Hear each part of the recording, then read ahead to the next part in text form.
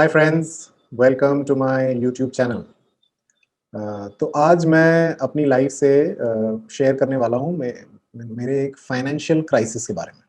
पहली बार जब मुझे पैसों की तंगी महसूस हुई मेरी ज़िंदगी में। इससे पहले कि मैं उस किस्से के बारे में बताऊँ, मैं ये बताना चाहता हूँ कि मुझे कुछ मेरे ख़ास वेल विशर्स ने ये फीडबैक दिया है कि मैं जब वीडियो बनाता हूँ, तो मैं कैमरे की तरफ नहीं देखता।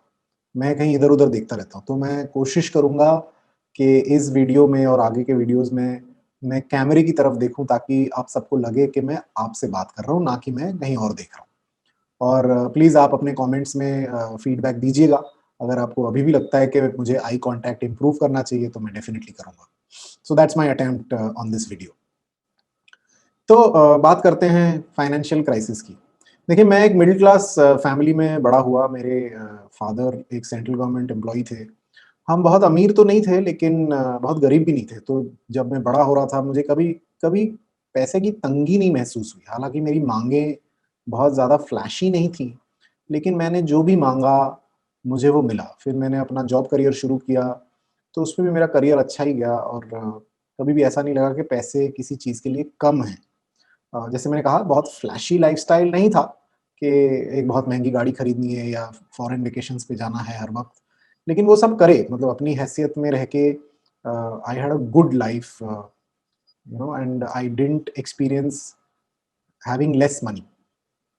फिर मैंने अपना बिज़नेस शुरू किया 2014 में। और देखिए, लाइफ़ में अनसर्टेनिटीज़ आती हैं और बिज़नेस लाइफ़ में तो ये अनसर्टेनिटी के लिए इंसान को प्रिपेयर्ड होना चाहिए। लेकिन बोलना जितना आसान है, जब आप उस अनसर्टेनिटी से गुज़रते हैं, अ, उसमें मुश्किल होती है। तो हुआ ये कि ये 2018 की बात है कि मैंने एक स्टार्टअप शुरू किया था 1 साल पहले। लेकिन उस स्टार्टअप में कुछ फ़ायदा-वायदा हुआ नहीं एंड छोटे में कहूँगा कि काफ़ी पैसे उसमें लॉस हो गए। तो फिर हुआ ये कि कंपनी के नाम पे काफ़ी लोन था और जो कि मुझे चुकाना था। और तब लग रहा था कि भई अब तो फँस गए। अब सोचा था कि ये वाला जो नया बिज़नेस है, ये फटाफट ग्रो करेगा और काफ़ी पैसे कमाएगा, लेकिन वो हुआ नहीं। तो अब क्या करें? कंपनी के नाम पे बैंक से काफ़ी भारी लोन ले रखा था और जो रिक्रूटमेंट का बिज़नेस था, उस टाइम कुछ ज़्यादा अच्छा चल नहीं रहा था। तो मैं काफ़ी टेंस्ड हो गया, काफ़ी पैनिक में आ गया और मुझे लग रहा था कि मैं क्या करूँ? हालाँकि गुड पार्ट वाज़, एक मेरा इंडिविजुअल कंसल्टिंग कॉन्ट्रैक्ट था जो कि चल रहा था। तो कुछ तो पैसे आ रहे थे, लेकिन ऐसा लग रहा था कि जो पैसे आ रहे थे वो तो घर चलाने के लिए लगते हैं, लेकिन उसमें से ही उठा के पैसा लोन में देना पड़ेगा। और मेरे अपने पर्सनल लोन्स थे, होम लोन, कार लोन, मेरी बेटी का एजुकेशन। तो ये सब मिला के मुझे बहुत डर लगने लगा, बहुत स्ट्रेस में आ गया मैं कि कैसे होगा? इतना लोन ले लिया है, इंडिविजुअल लोन है, बिज़नेस का लोन है, कैसे चुकाएँगे? बिज़नेस अच्छा नहीं जा रहा। मेरी टीम को भी मुझे, मतलब कुछ लोग छोड़ गए और कुछ को मुझे जाने देना पड़ा। तो I was a loan warrior at that time. मैं अकेला था। नाम नाम में तो बिज़नेस चला रहा था, लेकिन मैं अकेला ही था जो जिसको सब कुछ करना था। तो लगभग 2-3 हफ्ते मैं ढंग से सो नहीं पाया, क्योंकि मुझे घबराहट होती थी कि भई क्या करेंगे? कैसे चुकाएँगे इतने पैसे? मेरी फैमिली रोड पे तो नहीं आ जाएगी? क्या मैं मेरे बच्चे की एजुकेशन को फंड कर पाऊँगा? तो ये सारी चिंताएँ मुझे खाए जाती थी एंड मैं नॉर्मली स्ट्रेस लेता नहीं हूँ, लेकिन उस दौरान मेरी रातों की नींद हराम हो गई थी। I literally couldn't sleep for good 2-3 weeks properly. मैं 2-2 3-3 घंटे सोता था। फिर मैंने मेरी वाइफ़ से बात करी उस टाइम एंड शी एनकरेज्ड मी। उन्होंने कहा कि देखो, बिज़नेस में उतरे हो तो ये उतार-चढ़ाव तो होगा, you have to be mentally prepared for it. फिर एक दिन मैं यही रात को ऐसे जाग रहा था और अजीब-अजीब ख़्याल आ रहे थे। लेकिन उस टाइम मुझे लगा कि यार बहुत हो गया। लेट मी रियली एनालाइज़ के बुरा से बुरा क्या होगा? What will be the worst case? और जब मैंने वो एक्चुअल में रियलिटी में चेक करना शुरू किया ना, तो मैंने देखा कि मेरे पास जितने पैसे हैं अभी सेविंग्स में, चाहे एक भी पैसे का इनकम अगर ना हो, तो भी 4 से 6 महीने मैं अपने घर का खर्चा और ये लोन लायबिलिटीज़ का ईएमआई चुका सकता हूँ, ठीक है? और जो ये लोन लायबिलिटीज़ थे, वो और 6-8 महीने के लिए चुकाने थे, ये 4 टू 6 मंथ्स के बाद। तो इसके लिए मैं क्या कर सकता हूँ? I had to think about that. एक है कि मैं फटाफट बिज़नेस से वो पैसे क्रिएट करूँ, और अगर वो नहीं होता है, तो मैं कुछ अपने रिलेटिव्स, अपने दोस्तों से कुछ टाइम के लिए पैसे माँग लूँ, ताकि बैंक ईएमआईज़ में मेरा डिफ़ॉल्ट ना हो और उनको मैं पैसे वापस करना शुरू करूँ धीरे-धीरे। तो मैंने अगले दिन यही किया। ये when I really got in touch with reality, तो यही करना था। ऐसा नहीं था कि मैं रोड पे, और वर्स्ट केस क्या होता, मुझे बिज़नेस बंद करना होता, मैं बिज़नेस से नौकरी पे चला जाता। नौकरी पे शायद मुझे वो सैलरी नहीं मिलती जितना मैं शुरू से ही नौकरी करता तो मिलती, शायद थोड़ी कम मिलती। लेकिन ऐसा नहीं था कि मैं रोड पे आ जाता, मेरे बच्चे को खाना नहीं मिलता और उसको एजुकेशन नहीं मिलता। ये this is the brain's defense mechanism which feels scared and which feels threatened. जब भी हमारे को कुछ थ्रेटनिंग सा लगता है ना, हमें लगता है शायद सच में एक्सेसिवली रियल थ्रेट है, बट फंडामेंटली ज्यादातर चीज जो हम सोचते हैं कि वो बुरी होंगी, 95% वो चीजें कभी होती ही नहीं है, वो हमारी सोच में ही होती है। तो when I got in touch with this reality, then I actually started calling my friends. तो मैंने कुछ 12-13 लोगों को फ़ोन किया और मैंने बोला, देखो मुझे ये फाइनेंशियल क्राइसिस है और मुझे लोन चाहिए आपसे, आप कुछ दे सकते हो कि नहीं?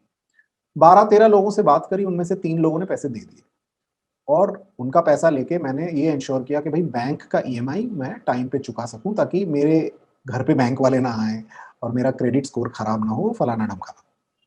और फिर मैंने अपने बिज़नेस को रिवाइव करना शुरू किया और वहाँ से भी पैसे आने शुरू हो गए।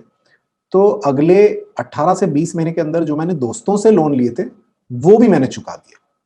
ओके, एंड एक चीज़ जो हमने करी थी, जब शुरू-शुरू में ये फाइनेंशियल क्राइसिस आया था, तो तब लगा था अरे! हमारे पास पैसे नहीं है, तो मैंने मेरी वाइफ़ से बोला कि अभी ना वेकेशन-वेकेशन सब बंद कर दो, मूवी जाना बंद कर दो, बाहर खाना बंद कर दो। लेकिन frankly, we as a family and I as an individual, I love traveling. That is something that matters to me. That is very important to me as a human being. लेकिन मैं उसको काट रहा था and I was not happy. But जब ये realisation हुई ना, ये वर्स्ट केस हुआ, आफ्टर दैट उसके 1-2 महीने बाद मुझे लगा नहीं, I will not cut down on my experience of life. मैं अभी भी वेकेशन करूंगा, शायद छोटा करूं लेकिन करूंगा। इर्रेस्पॉन्सिबल होके नहीं करूंगा, लेकिन करूंगा। रादर देन सेइंग नहीं नहीं नहीं नहीं नहीं जाना है, नहीं जाना है। और जैसे ही ये डिसीजन लिया, as luck would have it, my wife suddenly got a long service award from her organisation and she was given 50,000 rupees का travel voucher and we use that for a lovely vacation during our anniversary. उसके अलावा उस 18 से 20 महीने में हमने कुछ 7 से 8 वेकेशंस करे, and towards the end of that period we actually did 2 international vacations as well individually. One in which my wife went to Thailand with her sisters, and एक और वेकेशन जहाँ पे मैं और मेरे बड़े भाई दुबई घूम के आए in 2019. So that was magical. मैंने ऐसा सोचा नहीं था, बट जब मैंने रियलिटी में आके डील किया कि भाई सच में क्या है, rather than getting into this fear साइकोसिस, अरे अरे अरे पैसे नहीं है, अरे लोन आ जाएंगे, रोड पे आ जाएंगे, ये वो जो कि हमारे साथ होता है। हम फिर मतलब जो रियल नहीं है उसको भी रियल सोच के मैग्नीफाई कर लेते हैं और फिर कुछ करते नहीं है, सिर्फ घबराते रहते हैं। So that was my biggest learning कि कभी भी ऐसा कुछ आए जिसमें आपको डर लग रहा है, तो you should take a step back and really analyse कि सच में क्या हो रहा है, सच में रिस्क क्या है, सच में क्या एक ट्रक मुझे मारने आ रहा है, कि मुझे लग रहा है कि मेरे पास पैसे नहीं होंगे और फिर मुझे ही लग रहा है कि उसके बाद ये होगा वो होगा, जो कि मेरे ख्यालों में है। तो रियलिटी से टच में रहना बड़ा जरूरी है to actually make a difference to the situation. नहीं तो क्या होता है, हम घबराते रहते हैं, हम कोई एक्शन नहीं लेते। जैसे मैंने घबराना बंद किया, I could go and talk to people, I could seek money, I could take care of the immediate problem, then I started working on my business again. उससे पहले तो मैं बैठा ही था, बैठ के मन ही मन रो ही रहा था कि यार मैं तो पता नहीं क्या ही होगा, मैं हेल्पलेस हूँ। तो that was my biggest learning कि एक तो रियलिटी से टच में आइए, सेकंड एक्शन लीजिए to deal with the issue, third help मांगिए। मुझे जैसे पहले लगता था अरे मैं तो बड़ा एम्बैरेस हो जाऊंगा अगर कभी किसी से पैसे लेने पड़े, but that was my mind block. मैंने पैसे मांगे, मेरे बहुत दोस्तों से मांगे और मुझे ऐसा लगता था मैं छोटा हो जाऊंगा अगर किसी में पैसे लिए तो। अभी मैंने पैसे लिए, उनके पैसे वापस भी कर दिए, उनके साथ मेरे रिश्ते में कोई बदलाव नहीं आया। ऐसा नहीं कि वो मुझे कम रिस्पेक्ट करते हैं या कम चाहते हैं या मैं उनके सामने छोटा हो गया हूँ, बिल्कुल नहीं। इनफैक्ट कुछ अगर हुआ तो और अच्छा हुआ। और ऐसा भी नहीं कि उन 12-14 लोगों ने जिन्होंने मुझे मना किया, मैं उनसे नफरत करने लगा, क्योंकि मुझे उनकी सिचुएशन पता चली। उसमें एक इंस्टेंस था कि मेरा एक फ्रेंड है अमेरिका में, मुझे लगता था अच्छा ये तो पैसे दे ही देगा, ये तो डॉलर में कमाता है। And when I reached out to him he said boss my wife has lost her job for the last 2 years. मैं यहाँ पे अपना घर चला रहा हूँ और यूएस और इंडिया में मेरे माँ-बाप का घर भी मैं अपनी नौकरी के पैसे से ही चला रहा हूँ। तो तब मेरी बहुत बड़ी रियलाइज़ेशन हुई, ये जो हमारी धारणा होती है ना कि अरे यूएस में रहते हैं, यूके में रहते हैं, डॉलर और पाउंड में कमा रहे हैं, उनके लिए कौन-सी बड़ी बात है। ये ऐसा ज़रूरी नहीं है। I could really empathise with that person, with my friend. तो ये भी एक बड़ी रियलाइज़ेशन हुई। And that was my big learning. एक तो रियलिटी के साथ टच में रहना, दूसरा अपनी कोई शर्मिंदगी नहीं रखना टू आस्क फॉर हेल्प, उससे आप छोटे नहीं हो जाते हो। जिनको बातें बनाने हैं, वो तो बातें ऐसे ही बनाते रहेंगे। तो उनके लिए आप अपनी ज़िंदगी को मत रोकिए, ठीक है? That was another big learning. And third was अपनी ज़िंदगी को ना ऐसे छोटा मत कीजिए। जब आप किसी क्राइसिस से डील कर रहे हैं, हम अपनी चादर छोटी कर लेते हैं। वो नहीं करके चादर को रिस्पॉन्सिबली मैनेज कीजिए। मैं ये नहीं कह रहा चादर वैसे ही फैला के रखिए, लेकिन ज़िंदगी में जो मैटर करता है, उसको कंटिन्यू करने के तरीके ढूँढिए और कैश फ्लो बढ़ाने का सोचिए, कैसे पैसा आ सकता है और क्या रियलिटी का रिस्क है, ये बड़ा ज़रूरी है जानना। तो वो that was my first stint और experience of dealing with a financial crisis. तो जब कोविड आया, that was the second financial crisis. But क्योंकि मैं एक पहले के फाइनेंशियल क्राइसिस से गुजर चुका था, तो मुझे पता था कि अगर पूरी दुनिया अभी बंद है, मैं घर पे टेंशन लेके कुछ होगा नहीं।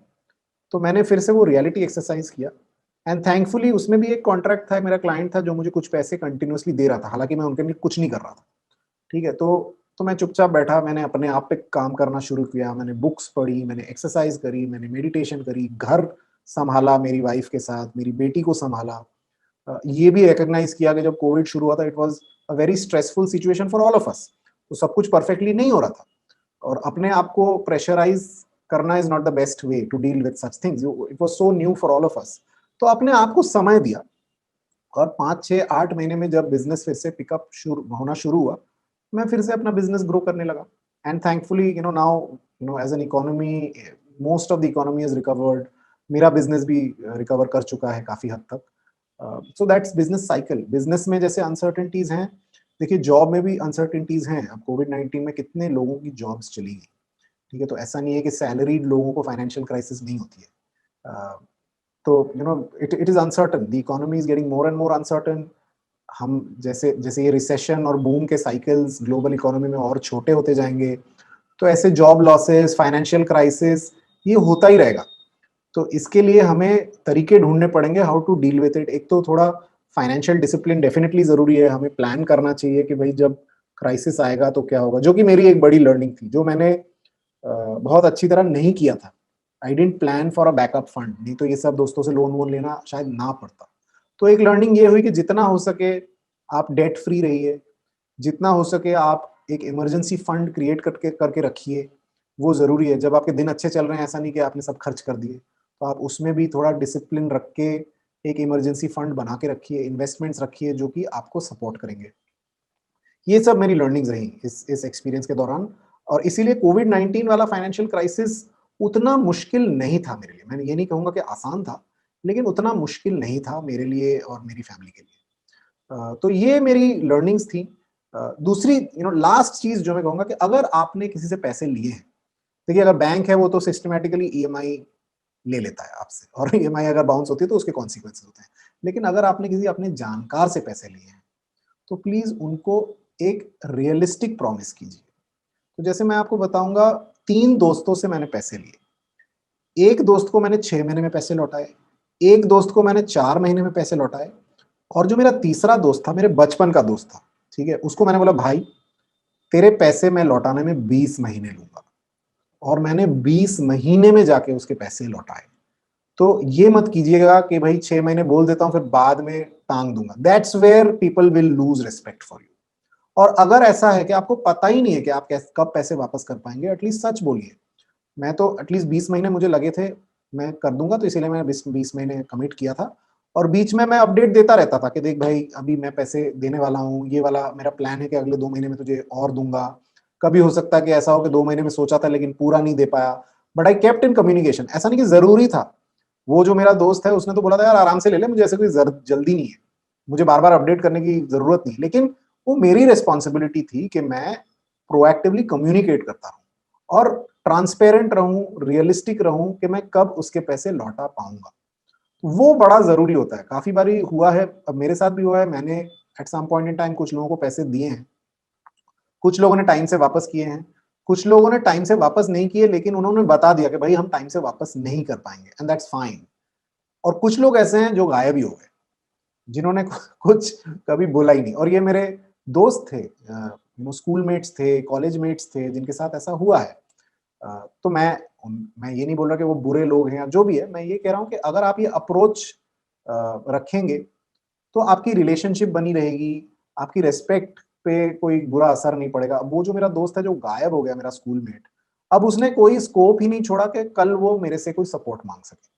वो अगर ये भी बोल देता कि भाई देख, मुझे नहीं पता कि मैं कब पैसे लौटा सकता हूँ, मैंने बोला था कि मैं तुझे 4-6 महीने में लौटाऊंगा, but right now I am dealing with something really really uncertain, that's still okay. I would know, चलो ठीक है, देर सवेर वो पैसा देगा नहीं देगा जो भी है, उसने एटलीस्ट बता तो दिया। तो ये बड़ा इंपॉर्टेंट है। When ever you're taking financial help from your known people, your friends, उनके साथ कम्युनिकेशन बना के रखिए, उनको रियलिस्टिक प्रोमिसेस दीजिए। और जब आपके पास पैसे हों लौटाने के, तब ना टेम्पटेशन होती है कि अच्छा ये रख लेता हूं बाद में दूंगा, वो मत कीजिए।